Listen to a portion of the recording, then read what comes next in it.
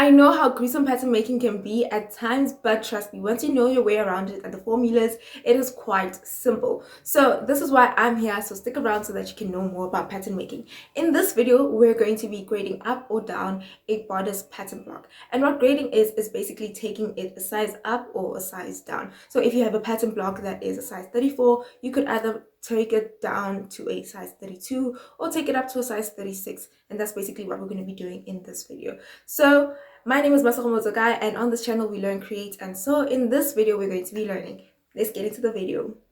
The knowledge that I know when it comes to pattern making or grading in this case is from a textbook, and I'm going to show you guys the textbook that I use, and I prefer to always read before I practice anything, just so that you can understand what the instructions are saying really, and it can be a bit difficult. So I'm making this a little bit easier for you so that you can understand it in the form of a video, and it's always going to be here, so do not worry about that. So when it comes to grading, there is two ways or two techniques of doing it. You can either do it the standard way, which is what retail does, where you get different sizes. You get your 32s, 34s, 36, and you can just pick whatever size fits you best.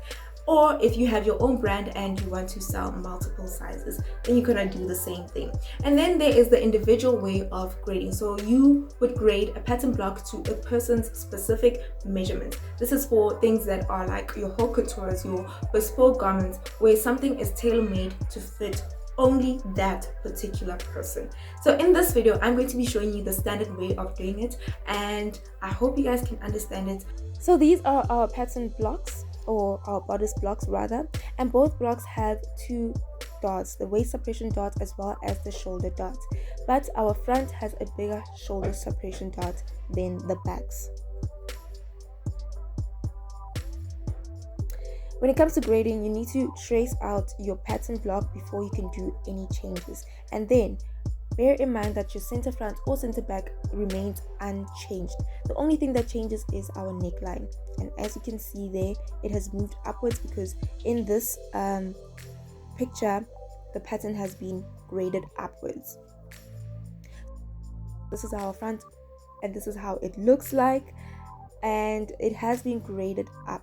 These are the measurements on how to grade it up, and I'm going to be marking down the points in which you are supposed to be moving.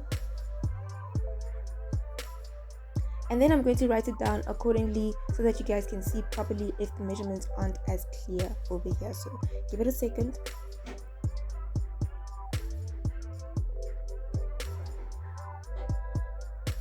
So these are the measurements, and I have indicated with arrows in which direction you're supposed to move.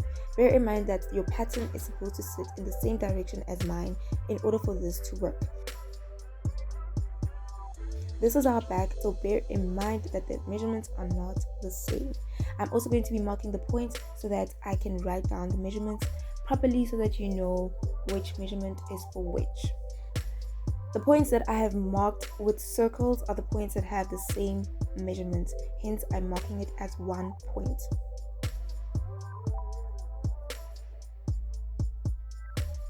So these are our measurements, and this is how you're supposed to be doing it.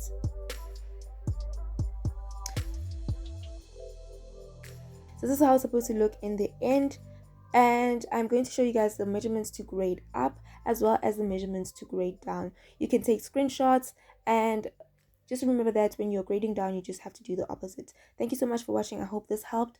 Goodbye until next time.